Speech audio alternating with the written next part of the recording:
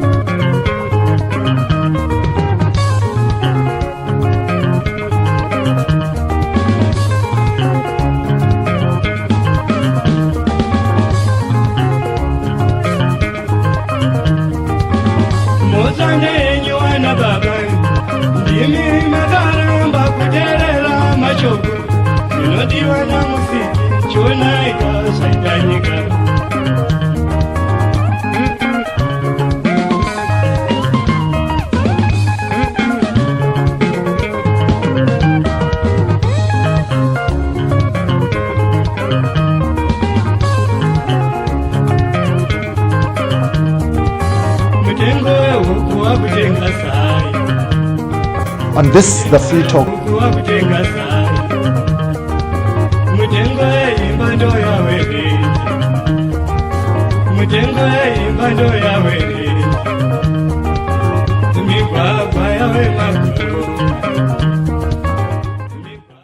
Merry Christmas to all of you Zimbabweans, and thank you very much for joining me as usual, your host Dara B, on this, the Free Talk, in proud partnership with the Frederick Newman Foundation.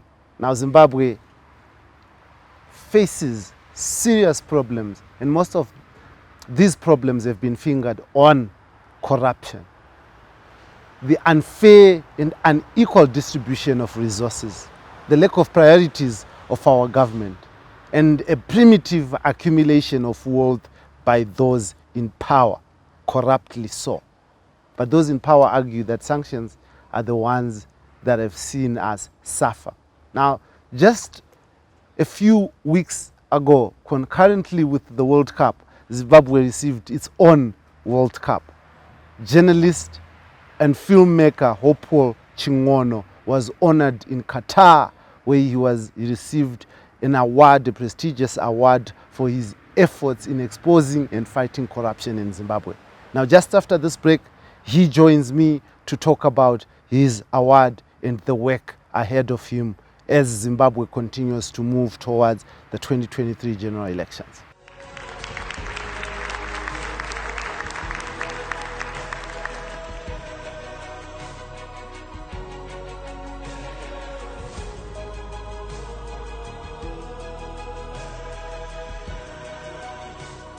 الفائزة الدكتورة ليزا بفئة حماية الرياضة من الفساد. يسعدني أن أرحب على المسرح بالفائز السيد هوبويل شينونو من زيمبابوي عن فئة الابتكار والصحافة الاستقصائية لمكافحة الفساد. ندعوه على المسرح. الفائز بجائزة سمو الشيخ تميم بن حمد الثاني الدولية للتميز في مكافحة الفساد لعام 2022 عن فئة الابتكار والصحافة الاستقصائية السيد هوبويل شينونو. هوبويل شينونو صحفي زيمبابوي، وقد عمل في كل من الصحافة المطبوعة والإذاعية، وهو الآن مخرج أفلام وثائقية، وكان زميلا في جامعة هارفارد، واعتقل مرتين بسبب عمله الصحفي الذي كشف الفساد الحكومي، وينتظر حاليا محاكمته على اعتقاله الأخير. في عام 2020 أبلغ شينونو عن احتيال في مشتريات كوفيد-19، مما أدى إلى اعتقال وإقالة وزير الصحة. حسابه عبر مواقع التواصل الاجتماعي من أكثر الحسابات الداعمة لكشف ومحاربة الفساد في أفريقيا. The reason why I decided to take up the fight against corruption is that I realized millions of Zimbabweans are living in abject poverty, and I realized that all these things were being caused by the looting of public funds and the abuse of the natural resources of the country. The fight against corruption can be a very lonely battle because sometimes you are arrested on trumped charges, thrown into prison. But overall, when I look at what we have achieved in giving people insight, you realize that it's worth it. I wish governments, especially in Africa, would understand that corruption kills people, corruption kills the future. It's important for governments to understand that, yes, corruption exists around the world, but you cannot take everything and leave your people with nothing. I think the most notable case in our country was when the health minister was fired when I did an investigation into the looting of public funds meant for COVID-19. It showed people that, journalism has got an important role in holding people in power to account. And when the minister was fired, it showed other young journalists that it's important for them to focus on these issues of corruption, without which people will continue suffering. The message that I would like to give to anyone who decides to take up the fight against corruption, especially journalists, is that it's not the suffering that you go through that you should focus on. It is the results and how they have an impact on society and the people that are going to benefit from the fight against corruption. You should not worry too much about what happens to you, and you should not expect it to be a smooth sailing journey, because people that are corrupt, they are going to fight back. Now welcome back to this, the Free Talk in proud partnership with the Frederick Newman Foundation, and I, your host as usual, Dara Blessed Mhlanga, on this Heart and Soul TV and radio. Now, thank you very much, Hopewell, for joining me, and congratulations on your award. No, thank you very much. Thank you very much. Yeah, let's just talk about the award for a moment, Hopewell, the hand, which is sitting just in front of us.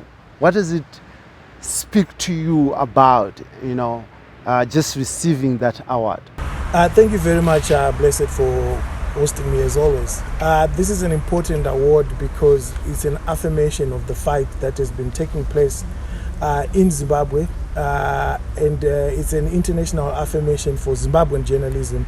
It's not just an award about myself, but about the fraternity of journalism and all other people outside journalism who are fighting against corruption. Corruption is so terrible in this country, such that our hospitals don't even have paracetamol. We are the only country probably in the region that doesn't have a single working radiotherapy cancer machine. We don't even have working MRI machines in hospitals. 95% of our potential workforce is out of work, all because of corruption.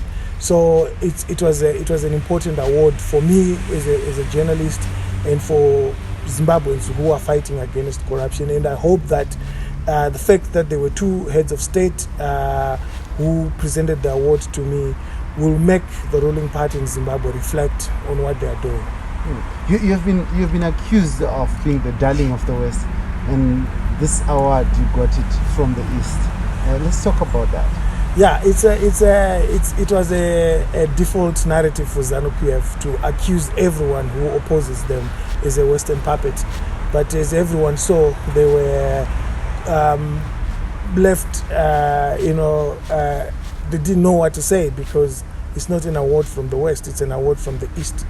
And one of the people that presented the award to me is an African president, President Paul Kagame of Rwanda. And Qatar is not an enemy of Zimbabwe, it actually is investing in Zimbabwe. But the fact that they saw it, I think they saw that it was important for me to be acknowledged in this way. It's a reflection of what they have seen happening in Zimbabwe, how they engage with Zimbabwe, and probably how they engage with the Zimbabwean state. A lot of companies have come to Zimbabwe and have failed to invest, and the one thing they always complain about is that ministers ask them for kickbacks, government officials ask them for kickbacks. And those are the things that are making it difficult for Zimbabwe to progress in terms of getting foreign direct investment and in terms of growing the economy, so that, you know, a lot of these young kids that are turning to drugs would be absorbed into industries, and they will have jobs, and they will contribute to the fiscus through paying taxes, and the country can grow. But Hopewell, in the number of cases of corruption that you have reported, I mean, which ones for you stand out the most? I think for me, the tragic case of corruption that I reported was the one on the looting of public funds meant for COVID-19. Because here we were at sea, not knowing what's going to happen with this pandemic. People were being killed by the disease, by the condition. And yet, here was a government minister and surrogates of many other powerful politicians wanting to loot, and actually looted some of the money that was meant for COVID-19. So for me, it remains a sore point because a lot of people actually died. Probably most of those deaths were avoidable. People were dying because they did not have money to be absorbed into the public sector that was treating people. The government hospital at Parenyatwa that was absorbing people that had COVID-19 had no capacity to take the numbers that were presenting themselves at the hospital. So probably a lot of people died because of the looting of public funds meant for COVID-19. So it makes me angry. A lot of people ask why I'm not bitter about being sent to prison for exposing this corruption. And I always say that my imprisonment is the last thing I worry about. I'm hurt by the number of people who died who could have been saved. I'm hurt by the number of people who lost their parents and loved ones simply because there were people in government that were greedy and they decided to steal money that was meant for a pandemic. And as you report, you have your first award was around health, and it looks like you have this amazing passion about the health sector. Let's talk about that. How did you develop this passion for the health sector? Well, it's very interesting that you noticed that a lot of people in the ruling party they ask why I target hospitals, and I always say that I don't target hospitals. I just have a special interest in reporting about healthcare. My first award, as you mentioned, in 2008 was a health issue on HIV and AIDS.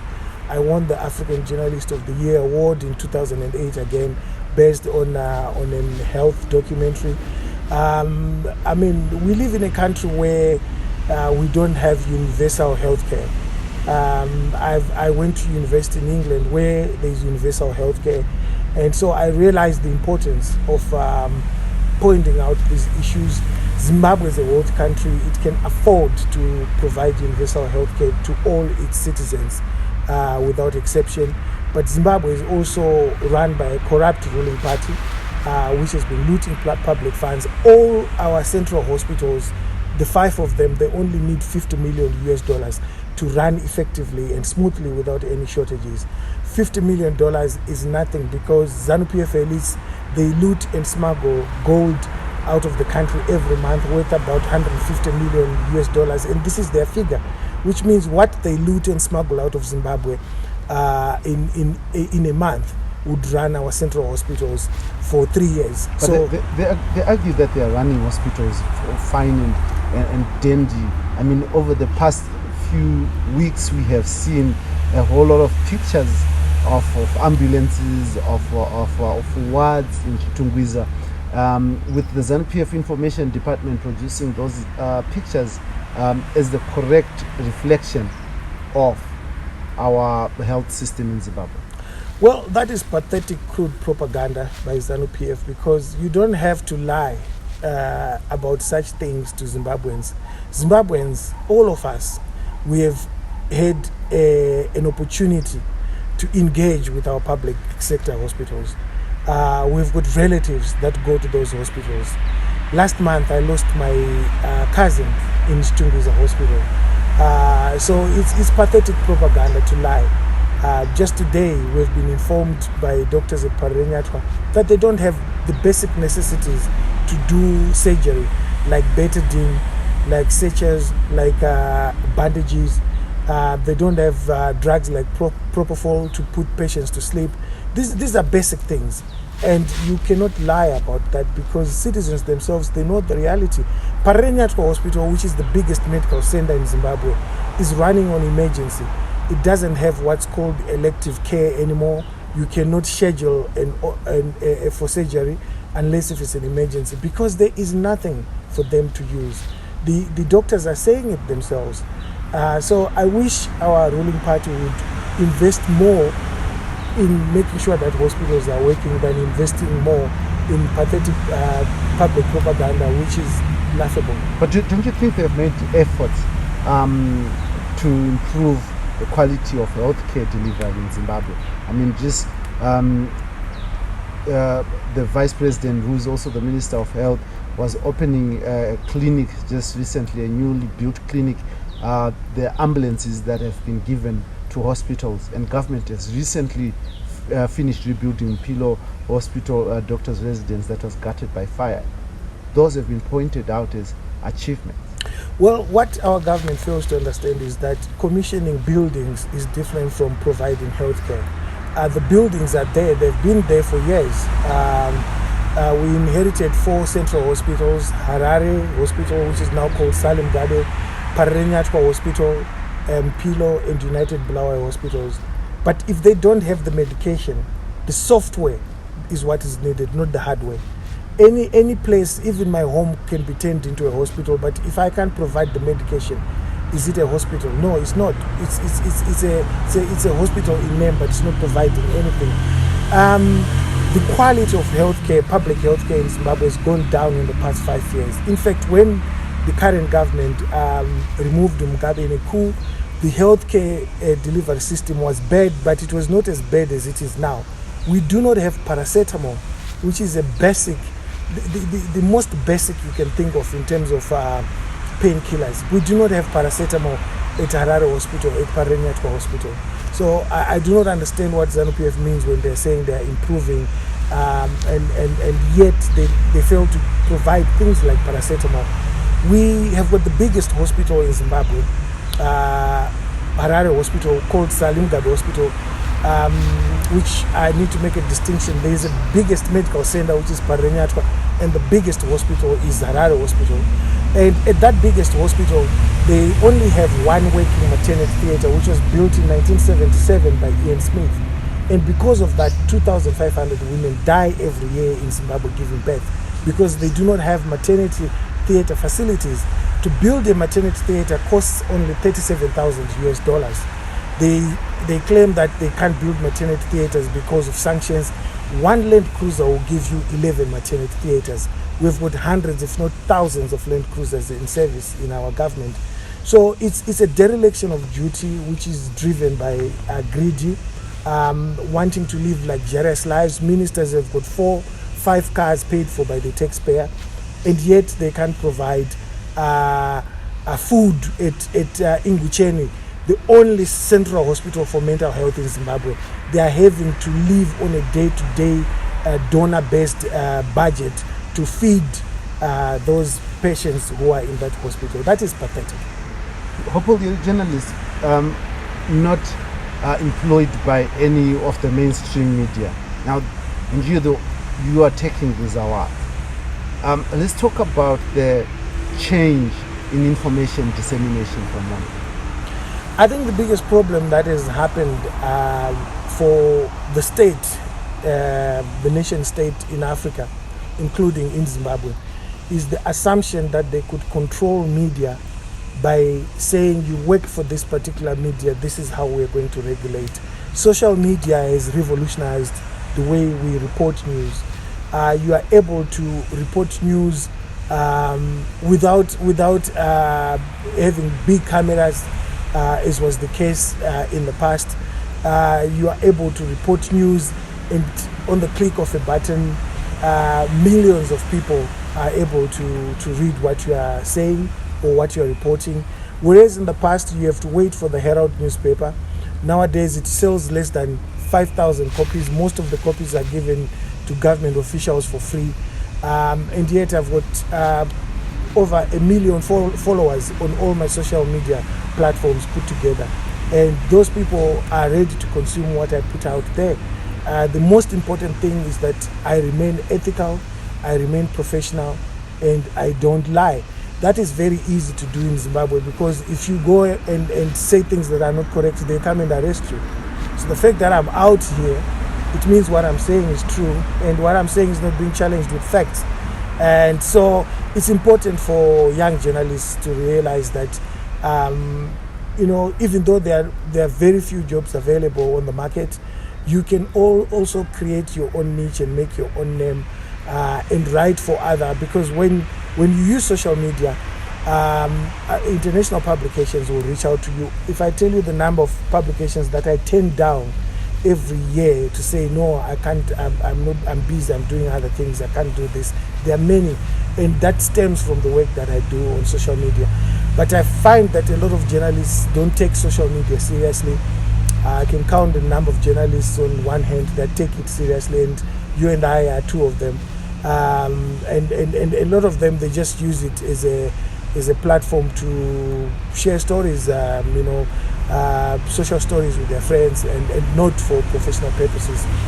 Whereas in many other countries, you find that journalists will have millions of people following them for the value of news that they're bringing to society. You're a trained TV journalist, Hopewell, and as we talk about this new media that's coming through, how viable do you think it is to run TV stations in Zimbabwe? Well, TV stations are important, and the only problem that we have is that we have no economy to speak of. TV stations and all other media outlets rely, even social media, they rely on advertising. Now, when you have an economy as dead as ours, it's as dead as a dodo, as they say, it's difficult for TV stations to survive in such an economy because advertising is very limited. So that's why it's important for the government to focus on building the economy. Then everything else will fall into place. When the economy is working, when an economy is strong, you also have a lot of media platforms. They don't just showcase news, they showcase other storytelling things like documentaries, films, and it grows the film industry. If you look at Zimbabwe, it's the only country of significance in Africa which only has one TV station, and yet it was the first, together with Nigeria in 1960, to have TV in sub-Saharan Africa. Today, Nigeria has got over 150 TV stations, and you can see that the growth of the media is also been complemented by the growth of the film industry. Nollywood would not have grown at the pace at which it grew if there were no TV stations to put that content on. What could be the major hindering aspect in terms of TV and information dissemination in Zimbabwe other than the economy? Well, it's the restrictions and the laws that are put in place. The laws are ridiculous, and there are many companies like yours that run fantastic television programs online. I know that your company applied for a terrestrial TV license. It was not given. So those restrictions, they make it difficult. I mean, we have got thousands of university graduates coming from media schools, but they have nowhere to go because there are no TV stations for them to work for. And so it defeats the whole purpose of training people who just go home and sit. And that has been the story of Zimbabwe for over 20 years, because we only have one TV station that is allowed to broadcast. All the other TV stations are online, and they don't have the capacity to create employment as they would have done if they were terrestrial TV stations. Advertisers want to know whether your program is heard or watched in Murewa, where they are targeting people to buy surf, where they are targeting people to buy chibuku. And all those things complement each other. The economy, the media, the advertising, they all work together. And when one main piece is missing, which is the economy, it means everything falls apart. And it's even worse now that the government has put restrictions. It has failed to grow the industry by motivating players to open TV stations by giving them licenses. So you have the Zimbabwe National Army given a TV license, the wife of a government minister given a TV license. I mean, it's just an indictment of the government that it has no desire to see the media grow.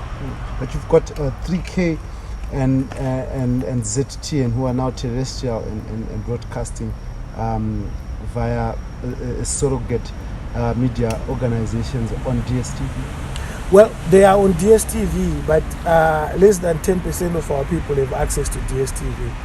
So they are it's as good as nobody's watching them. That's why it's important to give licenses where people can broadcast to Guruve, where people can broadcast to Dotito, to Chabalala, in a way that the grandmother in Chabalala can just switch on the TV and watch.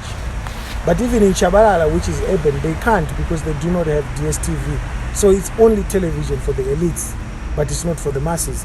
The only TV that is consumed by the masses is the TV, which is owned by the government and controlled by the government, and it's become a propaganda mouthpiece for ZANU-PF. Some say media is actually a tool for development. How much of an effect on development has the restriction of media growth affected Zimbabwe, in your view? Well, media is a very important tool of development because it educates. The three principles of the media is to educate, entertain, and inform. Now, if there are restrictions, if people do not have a variety of outlets which can inform them, which can educate them, and which can entertain them, it slows down development. So the quality of information, for instance, your program, is watched by those who are able to have access to internet because it costs money, which means that the people that are getting quality information are the elites, those that have got access to internet to watch a 1 hour program. The person in Murewa, the person in Glenora who doesn't have access to internet will not be able to watch this interview. So they've been deprived of access to information. Someone who is in Dotito does not even know that there's a Zimbabwean who was given an anti-corruption award in Qatar by the king of that country and the president of Rwanda. And that is deliberate on the part of ZANU-PF because it does not want people to have access to information, because access to information helps citizens to make the right decisions as they interact with public affairs of the country. Politics, it helps them to make the right decision when they are going to vote. But the fact that the media is throttled, there are few outlets that are allowed to have access to the masses. It makes it difficult for the masses to be educated and to be well informed. So you'd find that a Zambian will be well informed about world affairs as opposed to a Zimbabwean, because the Zimbabwean has got only access to a propaganda machine like ZBC, and it becomes difficult to have a society which makes the right decisions. And as they say, society gets a government that they deserve. You end up with an uninformed society which makes uninformed decisions, and end up with an uninformed government which is corrupt, which loses public funds, which plunders the country's natural resources. Now let us turn a bit to politics. You have viewed more in Zimbabwe as a political force than a journalist, and many have questioned your journalism ethic. I mean, your journalism, not ethics necessarily, but you being a journalist. Now, how have you taken that? Well, you're right, and you're also right that some question my ethics, but it's because of the ignorance that I was talking about. In any healthy democracy, journalists write about politics, they talk about politics, but in my case, I'm putting news on the table, which is political, and that's why you have political journalists. We cover politicians because our job is to hold them to account. Our job is to hold them to account on behalf of the citizens, to ask them the searching questions, to ask them the difficult questions. Why is it we do not have paracetamol, which costs 30 cents in Harare Hospital, and yet you are driving a Land Cruiser which costs $400,000? Why is it we do not have a single working radiotherapy machine to treat cancer when you are able to go out there and pay each other $500,000 as government ministers or $40,000 as MPs at a time when people have no access to even food to eat in a hospital like English? That is our job. So politicians are very uncomfortable with someone like myself asking those questions, and then they call me a politician. They dare me to join politics because they say I'm doing politics. Everything is political. The second aspect to that question is that we have a weak opposition. And if the opposition was doing the work that's supposed to be done both in parliament and outside parliament, a few people would notice what people like myself say or do. But when they look at me or they look at data, we've become reliable sources of information and reliable critics of the government, fair critics of the government. If the opposition was talking about hospitals the way you and I talk about them, probably few people would know about me because they would be listening to the political elites. But the political elites have failed, both in ZANU-PF and in CCC, to go in parliament and be relentless in terms of hospitals, and be relentless in terms of jobs, in terms of electricity. You find that most of the critique is now coming from the media, and in some cases from citizens who are prominent, who are now called influencers, to try and malign them. But that is the state of affairs. So we need a strong opposition which can push things on the table and hold the government to account. We need an opposition which talks about the issues that I talk about, cancer machines, which talks about MRI scans, which talks about medication in hospitals. And it must not talk about them in an anecdotal way. It must talk about them every day, because that is the job of politicians, to talk about politics every day. But there's nothing wrong with journalists putting that information in news form or commenting about it. In any other country, journalists write what's called editorials. That's our job to do that. It's only that some of our people are ignorant and they don't understand the role of a journalist. And you speak about this naming thing, where you are then named, where people do not engage with what you have said, but they engage on your person. Now, how much of this has affected you, if it has affected you in the work that you do, that you have been attacked in a personal capacity, and maybe at times your family has been dragged in? Personally, my attacks on me as a person, they don't bother me at all. I'm not even bothered at all, because I expect it. If you are exposing corruption, the corrupt are very powerful and they will fight back. They would rather invest in fighting you than investing in healthcare. And so I'm not really bothered about that. I mean, these beautiful things like this award are a vindication of what I do. And this shows that I should not even bother about it. If a king and a president can invite me and say, we acknowledge what you're doing, why should I worry about some insignificant people that I don't even know who they are? They're attacking me using ghost accounts. They don't even have the courage to remove the mask and speak to me face to face. I'm not really bothered about that. It worries me when it goes to my family. That's why I keep my family extremely private. They insult me in so many ways, trying to get me to say, this is my wife, this is my girlfriend, this is my child. But I won't do that, because this is about me. Other people did not sign up for this kind of job. And so when the attacks are about me, I'm not really bothered about it. It doesn't bother me at all. But does it have any effect in terms of people who might replace you in the future, the young journalists that are coming up, in the case that tomorrow Hopewell is not there? Would you think that there's anyone who's going to carry on the work that you're doing, given the attacks that they see on you?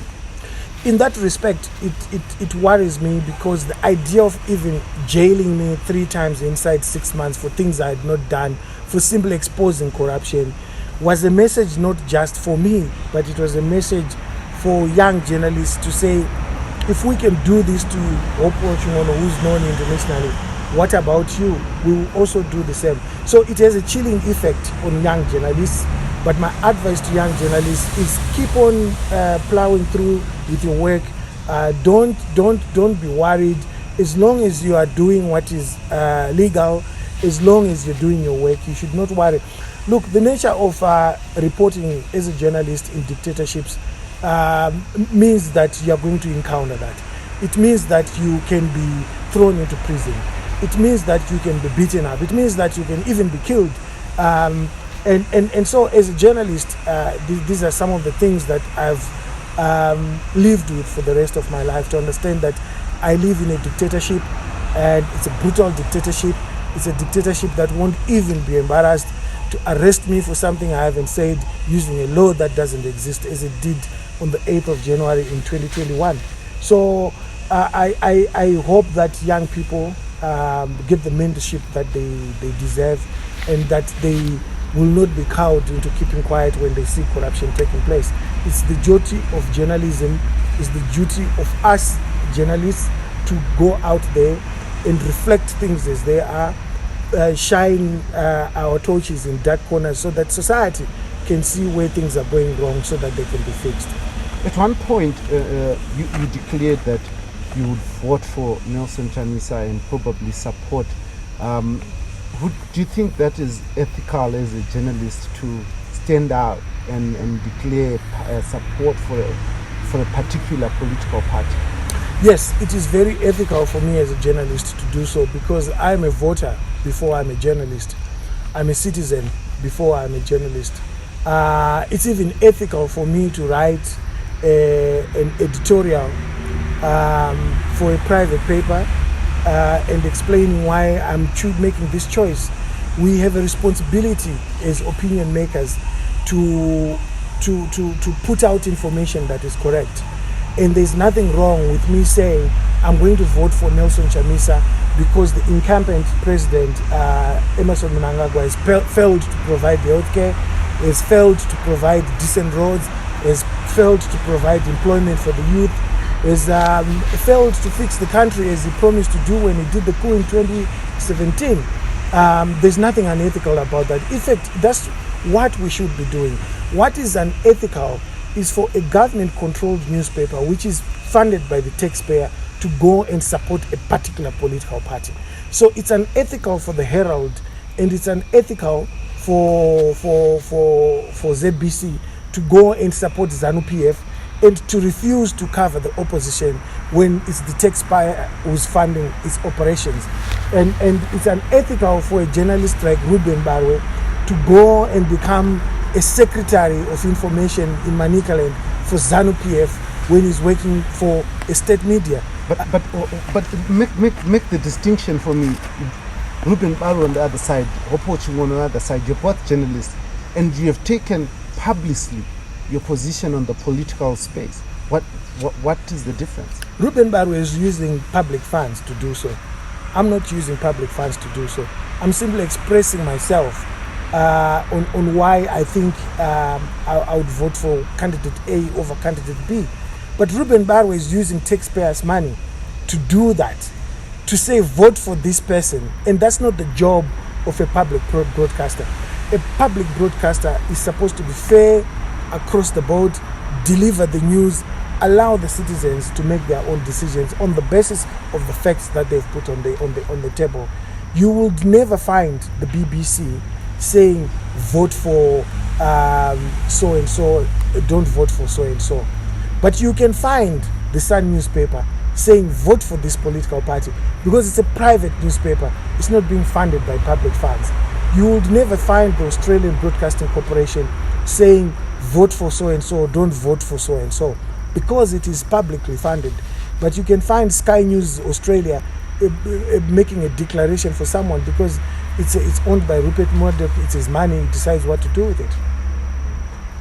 Do you think we are mature as a country to understand this at that level?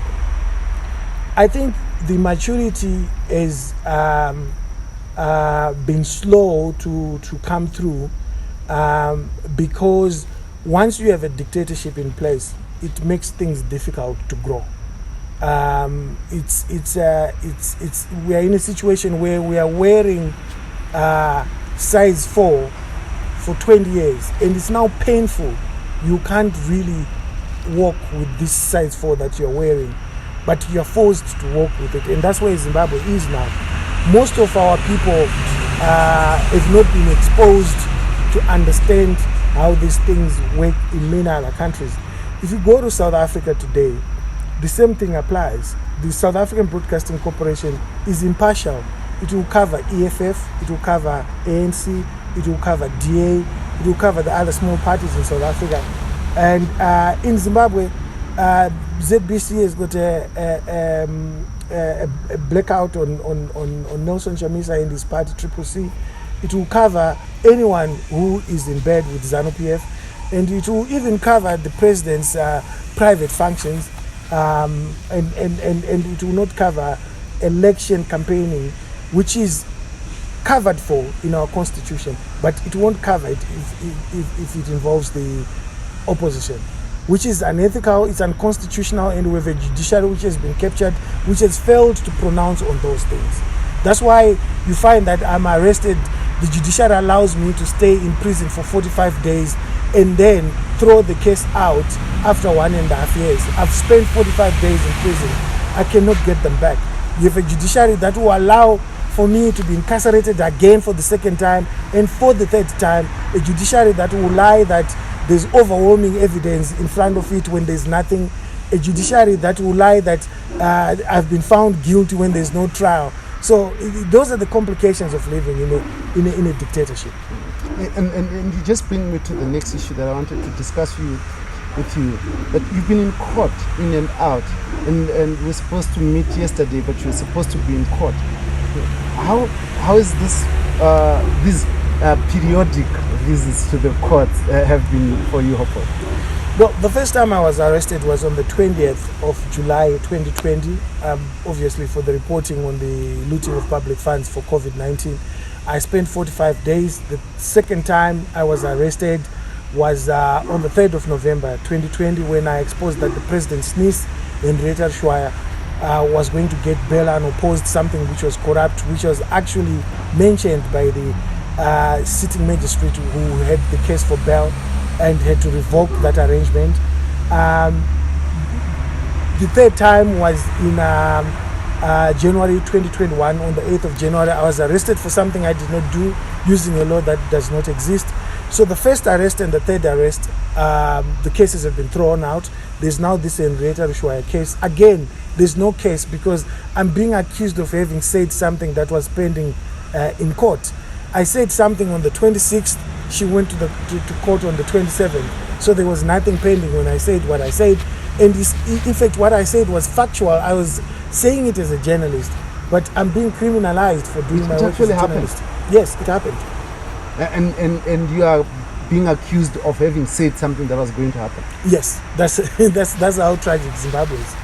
And the judiciary has kept me on remand for over 2 years. They are holding title deeds to my house for over 2 years for reporting something that I said would happen and something that happened, and I'm accused of having reported it. How complicated is this case that it has taken 2 years to be heard? Well, these cases, they involve powerful people. I don't think Henrietta Shwaya will be smuggling gold in and out of the country if she was in the political elite in ZANU-PF. So these are powerful people, these are moneyed people, they are wealthy. So, I'm not surprised that they are using the judiciary to persecute Why do you fight powerful and moneyed people when you're not powerful and moneyed? Well, we are not fighting them, we're just exposing corruption. But they see it as fighting them, but we're not fighting them. We're doing our role as media to hold the powerful to account for their actions. As I said earlier, $150 million worth of gold is smuggled out of the country by people like Henrietta Shwaya. That man would fund all our central hospitals for 3 years, and yet today we do not have paracetamol in those hospitals.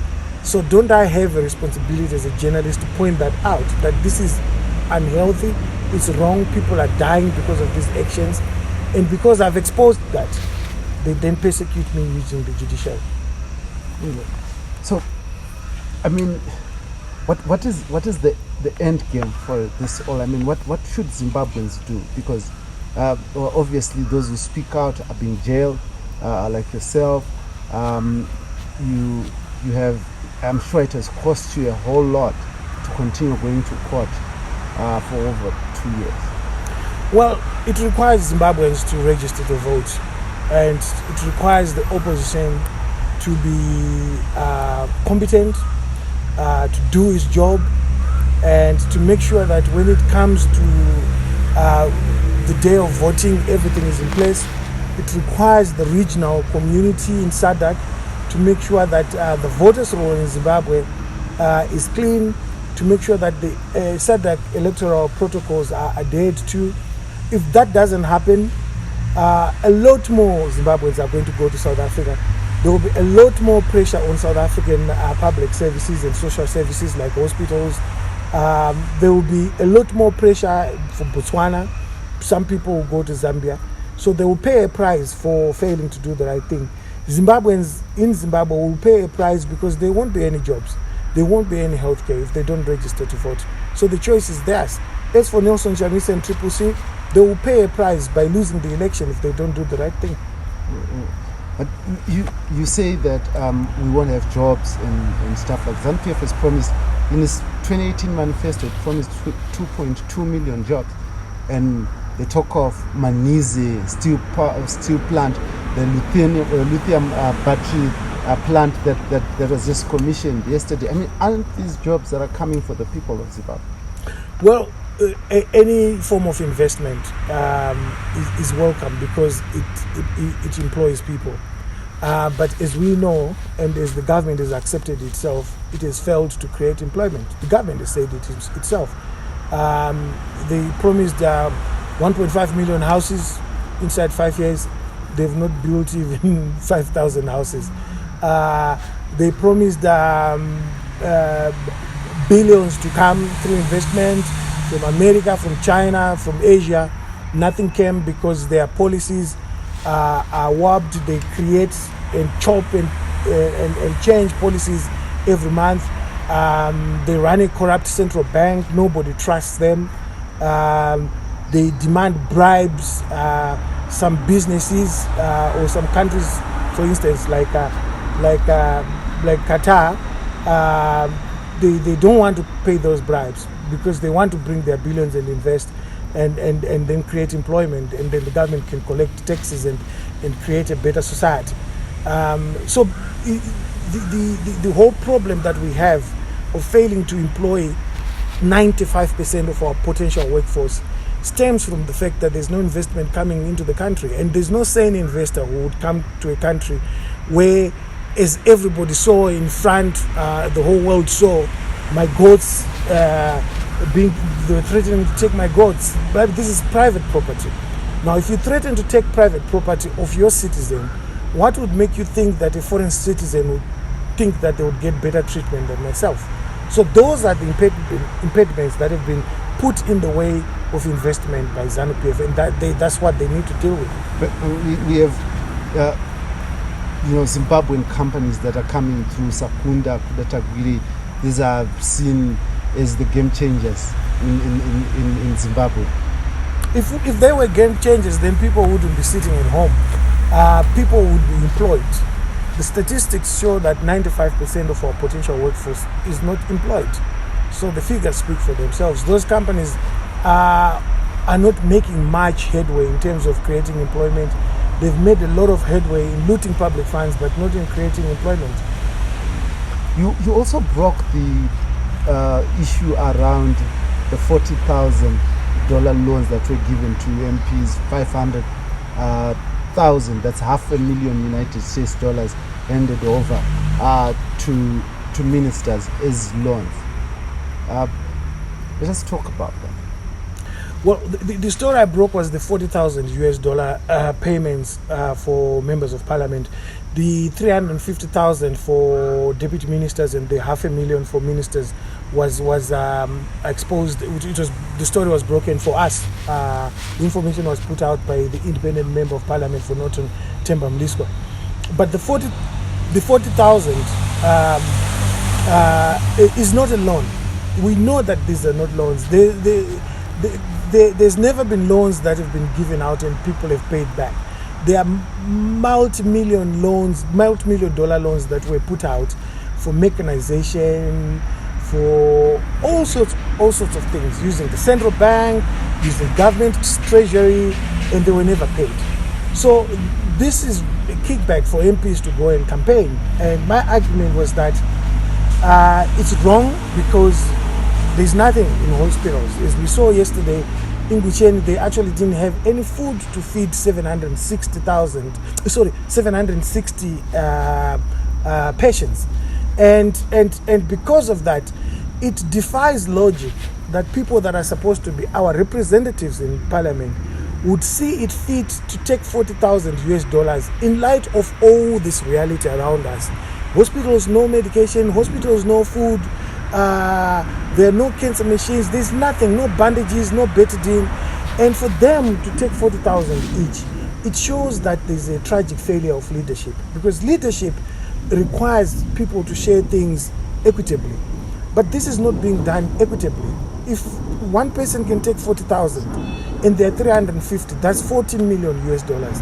And yet you fail to provide paracetamol, which costs 30 cents. Would the MPs having said no to the 40,000 have changed anything in the hospital? If we lived in a society where the government was ethical, it would have directed that money to hospitals. So that's why I said, knowing ZANU-PF as we do, that money will be looted anyway. So the opposition should have taken that money and taken it to their communities and said, this is the money that we've rescued from ZANU-PF. Our hospitals are not working. Let's have a board that sits, like nurses, doctors, and teachers. What should we use this money for in our communities?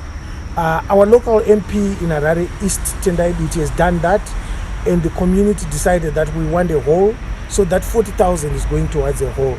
I don't know whether other MPs are going to do it because they continue to say it's a loan. But in our constituency, we sit down with our MP and we agreed that we need a hall, so this money is going towards a hall. I've seen in Marondra Central, where Castor Mateo is Member of Parliament, they've agreed that the money is going to go towards the erection of solar boreholes.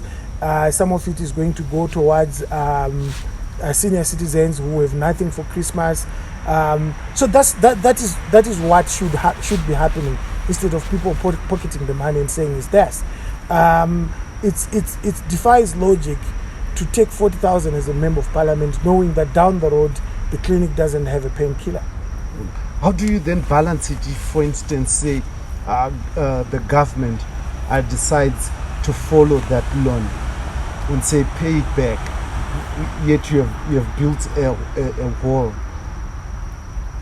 Well, that question has been asked so many times, and as I have said, time is going to vindicate me. This is not a loan. The word loan was put in there to sanitize it. This is a one-off payment for members of parliament. There's no one who's going to pay back this loan. It's not a loan. But I wanted to you say it's not a loan because there's a history of non-payment. What from the issues that you've been discussing with me on this interview, we appear to have a government that is a bit vindictive, that can push people to the corner. So if, for instance, they're not happy with this money now being used for a positive aspect that gives advantage to the opposition, they could just basically, for the want of it, follow up that loan. Well, they won't follow up the loan because it means following up the loan on ZANU-PF MPs as well. So they will not follow up the loan. The majority of the MPs in parliament are ZANU-PF. If the government follows up on it and say they must pay, it means ZANU-PF MPs must pay as well. If Emerson Mnangagwa was re-elected, he would never do that. You don't see that happening? No, it would be suicidal for him to do that. It has never been done. It will be the first time it's being done, and he will be the most unpopular president inside ZANU-PF if he did that, because it means that his MPs are having to pay for something they used for their campaigns in order to get him re-elected if he gets re-elected. And this has earned you the tag of social media influencer. Let's talk about that. Well, I think people like myself and yourself have become overly popular than ordinarily in any society because, as I've said, we have a weak opposition. MPs are not doing what they should be doing. They should be talking about healthcare every day, but because it's now being talked about by a journalist every day, corruption, we have people like Tendai Biti, Rust Makam, sometimes Charlton Wende,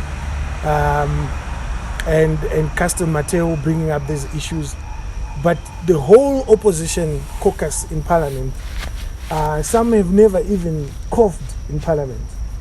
They're just as bad as the ZANU-PF MPs.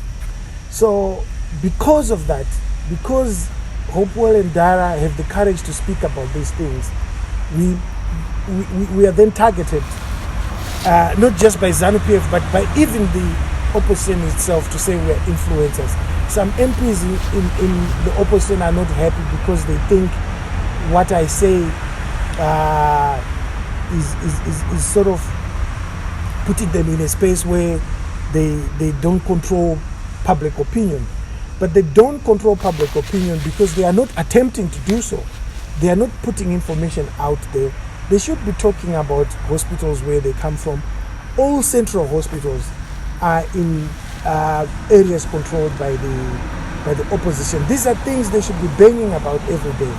So that's where the term influencer comes from. But when it's used for me and you, I see it as derogatory because it's meant to insult. But it doesn't bother me at all. It's something that I have come to accept, that I'll be called these names.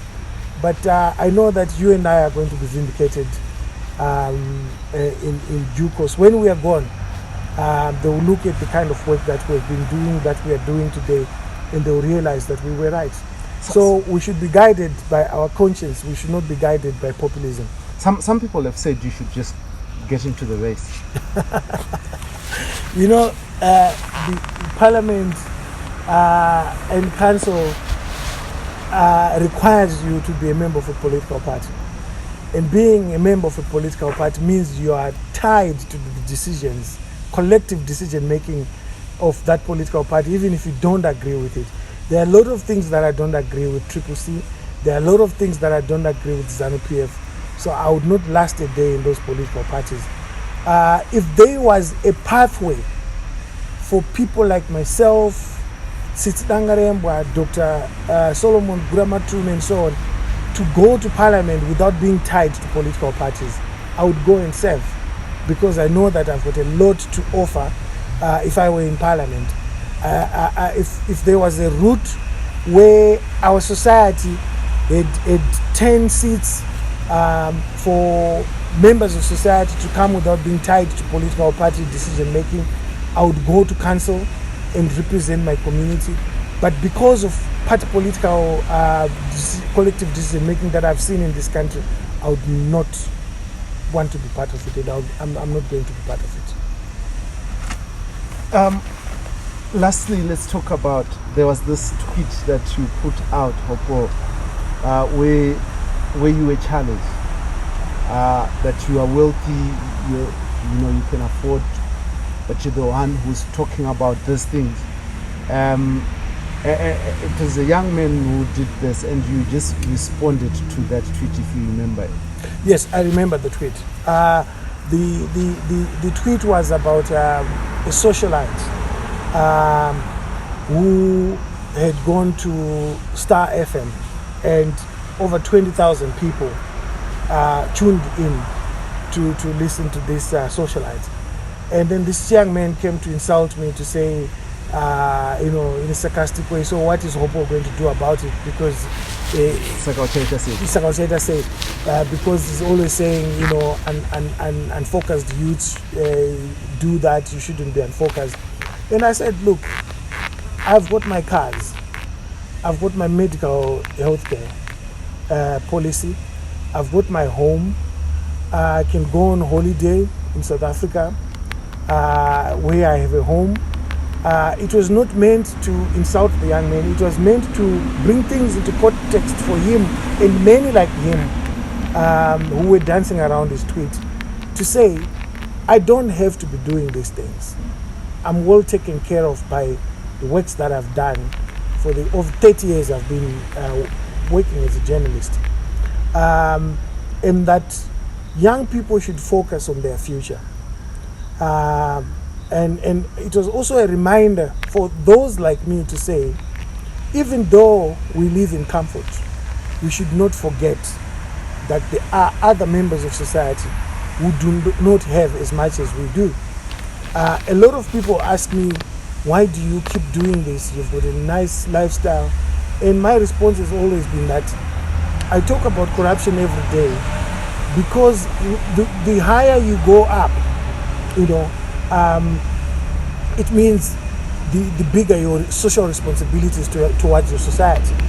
So my social responsibility towards Zimbabwean society becomes bigger and bigger and bigger. When I came back from Qatar, my social responsibility is now much higher because much is expected of me. The King of Qatar, the Emir, the President of Rwanda, who gave me this award, there's a burden that has been placed on my shoulders to say, redouble your efforts. In fact, the Emir of Qatar said to me, redouble your efforts in fighting corruption.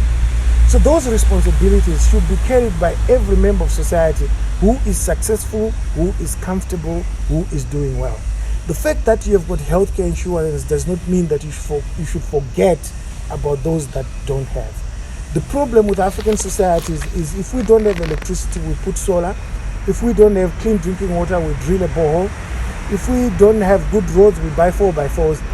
But what about the rest? What are they going to do? Are we going to live in these big high walls and forget that there's a society out there? The people that are going to break in and steal are stealing because you've abdicated your responsibility as a person in that society who's influential, who's well respected, who's successful, and who's comfortable. So this fight is not about me or you. This fight is about society. If we have a fair society, things will be different. When I was in Qatar you can leave your phone and go and come back after 3 hours, your phone will be there. It's because they've created a fair society where there's no need for anyone to steal someone's phone. If I leave my phone for 2 minutes in a shop in Zimbabwe, it will be gone. It's not that Zimbabweans are thieves. It's that Zimbabweans have been put in a situation, the circumstances have forced them to do that. So we need to deal with the foundation, build a strong foundation, remove corruption, share our resources equitably.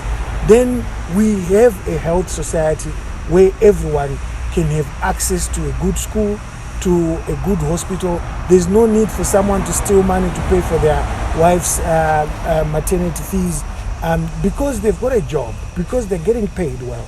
So these are things that we all should think about as society. But unfortunately, the elites in Zimbabwe are very selfish.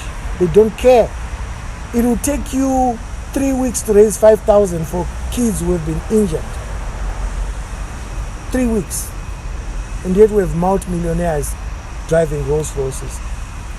It's a thankless and sad society. So we need to fix that. And the elections in 2023 are a starting point for that. You need a decent government that respects humanity, human rights, its citizens, for you to start working on that foundation. You can't suddenly have a society that respects itself when the foundation is built on thievery, on corruption, on looting, on plunder. it's impossible. Maybe in closing, Hopewell, your last words from your heart, what you'd want to share with the people of Zimbabwe. Well, to the people of Zimbabwe, I'd like to say this is our country. Whether you support ZANU-PF, whether you support CCC, whether you support MDCT, this country is ours. It belongs to all of us in all those political variants. It's important for us to put the country first and the citizens first, instead of putting our personal ambitions and our personal desires, our greedy, our corrupt way of thinking ahead of our country. Let's have a country with hospitals that function. Let's have a country which can create jobs for young people. Let's have a country which has clean drinking water for its citizens. Let's have a country with schools that work. If we can achieve that, I will disappear. Thank you very much, Hopewell, for joining me on this, the Free Talk in Power partnership with the Frederick Newman Foundation. Now, one thing I have to say is that I like watching the videos that you do every time you are out of the country. The videos that you did when you were in Europe, when you're in Qatar, you know, it's a whole different world out there. You see the quality of roads, you see the quality of street lighting, the quality of the shopping malls, the investment that nations have put to make sure that their people live better lives. The quality of hospitals, in fact, that when you just look at a hospital before you even enter, and the moment you step in, you probably feel healed already, you know.